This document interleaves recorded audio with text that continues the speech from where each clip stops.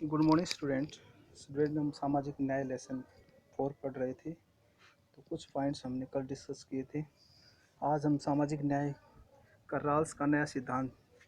राल्स एक बहुत महान विद्वान हुए हैं। उन्होंने सामाजिक न्याय का समाज में किस तरह से किन व्यक्तियों को जो विशेष महत्व और किसको महत्व नहीं देना चाहिए, उस बात पर डिस्कस किया है।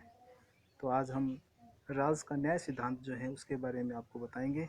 तो मैं आशा करता हूँ कि आप ध्यानपूर्वक सुनेंगे।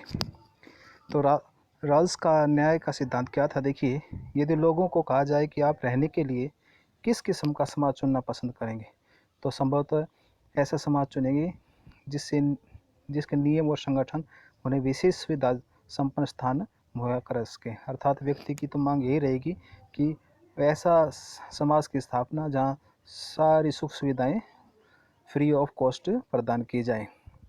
हम सब लोगों से अपेक्षा नहीं कर सकते कि वे अपने निजी हितों को दरकिनार करेंगे और दरकिनार करके समाज की भलाई के बारे में सोचें, खासकर तब जब उन्हें यही यकीन हो कि उनका फैसला भविष्य में उनके बच्चों को मिलने वाली ज़िंदगी और मौक़ों को प्रभावित करने जा रहा है। वस्तुतः तो हम माता पिता से यही आशा करते हैं कि वे अपने बच्चों के लिए सबसे अच्छा क्या है इसके बारे में सोचें और सहयोग दें। अर्थात हर माता पिता को ये सोचना चाहिए कि आने वाली जो पीढ़ी है, अर्थात अपने बच्चों के लिए इन फ्यूचर जो है क्या सही रहना चाहिए या क्या नहीं। कहने का मीन्स ये है कि हमें ऐसे समाज की रचना करनी चाहिए जो पूरे समाज के लिए पूरा सामाजिक न्याय जो है प्रदान हो। लेकिन ऐसे परिदृश्य किसी समाज के लिए न्याय के सिद्धांत की बुनियादी या निर्माण नहीं कर सकते। तो हम ऐसे निर्णय पर कैसे पहुँचेंगे जो निष्पक्ष और न्याय संगत भी है। जॉन रॉल्स ने इस प्रश्न का उत्तर देने का प्रयास किया है। उन्होंने बताया है कि निष्पक्ष और न्याय संगत नियम तक पहुँचने का एकमात्र रास्ता यही है कि हम खुद को ऐसी परिस्थिति में होने की कल्पना करें जहाँ हम यह निर्णय लेना है कि समाज को कैसे संगठित किया जाए, जबकि हमें यह ज्ञात नहीं है कि उस समाज में हमारी क्या जगह होगी। अर्थात हम नहीं जानते कि किस किस्म के परिवार में हम जन्म लेंगे। हम उच्च जाति के परिवार में पैदा होंगे या निम्न जाति के, धनी होंगे या गरीब, सुविधा संपन्न होंगे या सुविधाहीन। राल्स बताते हैं कि अगर हमें यह नहीं मालूम हो इस मायने में कि हम कौन होंगे और भविष्य के समाज में हमारे लिए कौन से विकल्प खुले होंगे, तब हम भविष्य के उस समाज के नियमों और संगठन के बारे में जिस निर्णय का समर्थन करेंगे वह तमाम सदस्यों के लिए अच्छा होगा। रॉल्स ने इस अज्ञानता के आवरण में सोचना कहा है कि ये अगर हम ये सोचते हैं वो अज्ञानता का जो है मार्ग है। वे आशा करते हैं कि समाज में अपने संभावित स्थान और हैसियत के बारे में पूर्ण अज्ञानता की हालत में हर आदमी आमतौर पर जैसे सब करते हैं अपने खुद के हितों को ध्यान में रखकर फैसला करेगा, क्योंकि कोई नहीं जानता कि वह कौन होगा और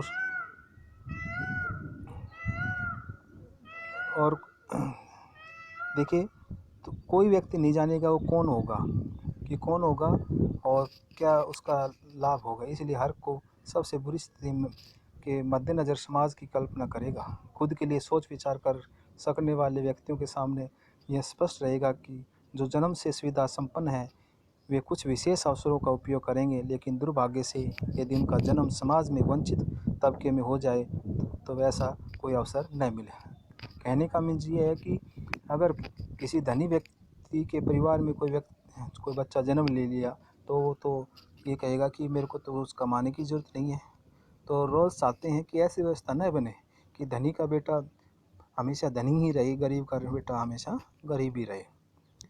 तब क्या होगा? इसलिए हमें स्वार्थ में काम करने वाले हर व्यक्ति के लिए यही उचित होगा कि वह संगठन में ऐसे नियमों के बारे में सोचे जो कमज़ोर तबके के लिए यथोचित अवसर सुनिश्चित कर सके। इस प्रयास से दिखेगा कि शिक्षा, स्वास्थ्य, आवास जैसे महत्वपूर्ण संसाधन सभी लोगों को प्राप्त हो, चाहे उच्च वर्ग के हो या निम्न वर्ग। अर्थात अमीर के लिए तो फिर बहुत अच्छी व्यवस्था बन जाए, गरीब के लिए कुछ व्यवस्था बनेगी नहीं। तो रोज़ चाहते थे कि समाज में जो है सभी को न्याय मिले, सबको रहने का रोटी, कपड़ा और मकान की जो है व्यवस्था हो। बेशक अपनी पहचान को विस्तृत करना है और अज्ञानता के आवरण में खड़ा होने की कल्पना करना किसी के लिए सहज नहीं है, लेकिन तब अधिकांश लोगों के लिए यह भी उचित कहना कठिन है कि वे आत्मत्यागी बने और अजनबी लोगों के साथ अपने सौभाग्य की हिस्सेदारी करें, अर्थात अजनबी लोगों के साथ अपना हिस्से का बंटवारा करें। यही कारण है कि हम आदतन आत्म त्याग को वीरता से जोड़ते हैं। इस मानवीय दुर्बलताओं और सीमाओं के मद्देनजर हमारे लिए ऐसे ढांचे के बारे में सोचना होगा जिसमें असाधारण कार्रवाइयों की जरूरत न करें। अज्ञानता के आवरण वाली स्थिति की विशेषता यह है कि उन लोगों से सामान्य रूप से विवेकशील मनुष्य बने रहने की उम्मीद जो बनती है और उनसे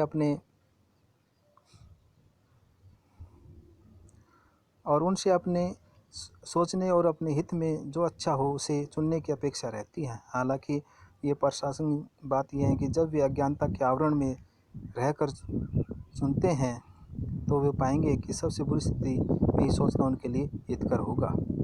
अब अज्ञानता का कल्पित आवरण ओढ़ना उचित कानूनों और नीतियों की प्रणाली तक पहुंचने का पहला कदम है।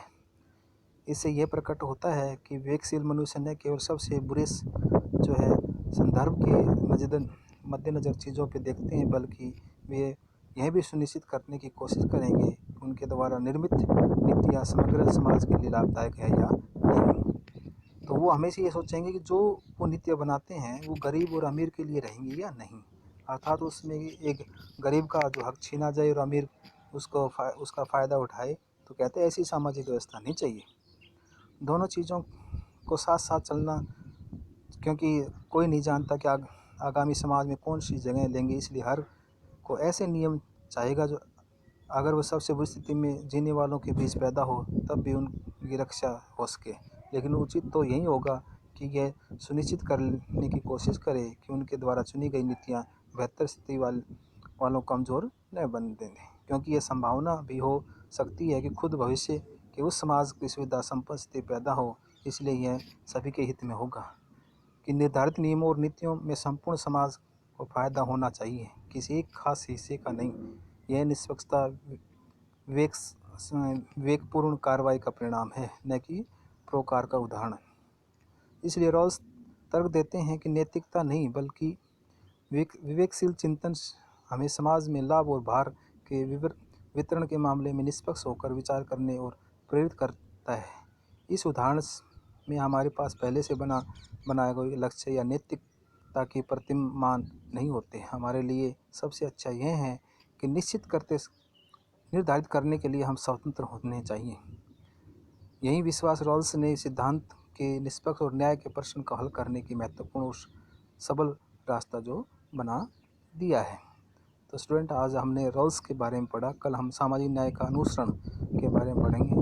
तो मैं आशा करता हूँ ध्यानपूर्वक आप इसको पढ़ेंगे। Thank you.